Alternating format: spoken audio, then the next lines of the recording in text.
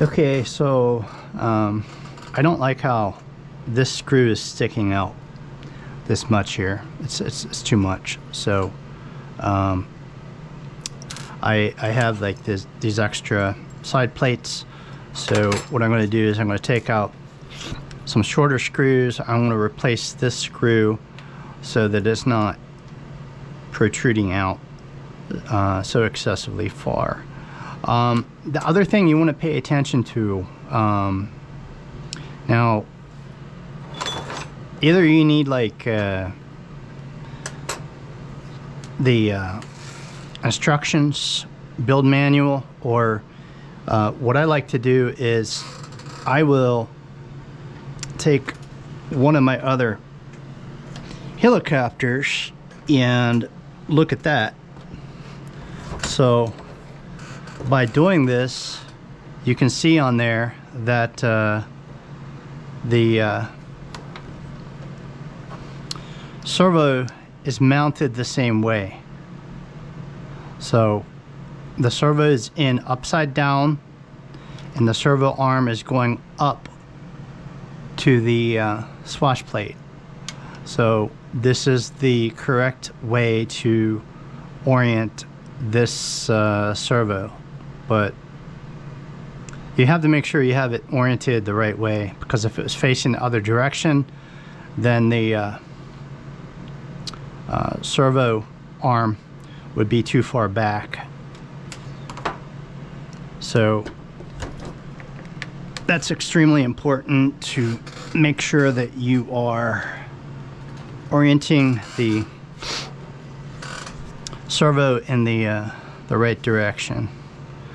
Okay, so again, to the plastic piece that goes on the back, there's a little dimple in there, little divot, and that faces in. This is going to be a little bit trickier because the wiring for the servo comes through there, and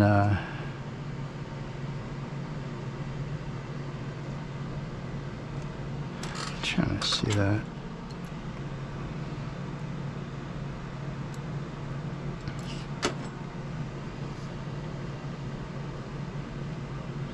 No, I have the wrong one. Okay. All right, so the thicker one, is the one that actually goes on the back side of there. But again, the divot does face inwards, so it's thicker, so it has plenty of room for the screw to go through. And it's the same thing on the front. See, these two are about the same,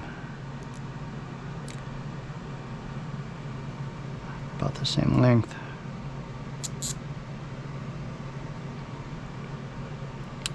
And divot goes inwards, so this side goes first.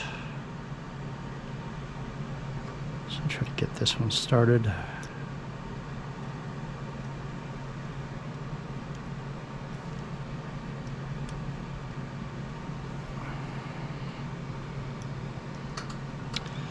Let me look through there. Looks like the hole's lined up pretty good. Okay, let's give this a shot.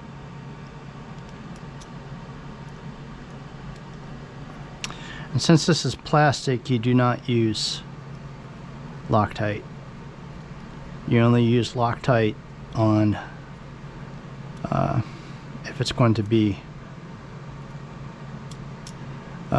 metal to metal. So Loctite will mess up plastic, so you do not want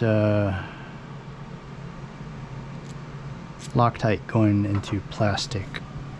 I did have a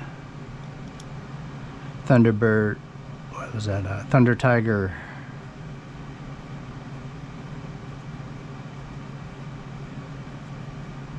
helicopter crash one time because I used Loctite and it melted the plastic, and the servo horn came off in a low hover. They both went through there really well.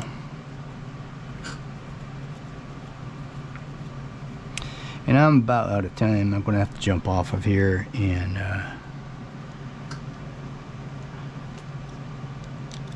be getting ready to go to work. And that's probably about as tight as you want it, because you don't want that rubber bunching up. But you get the idea.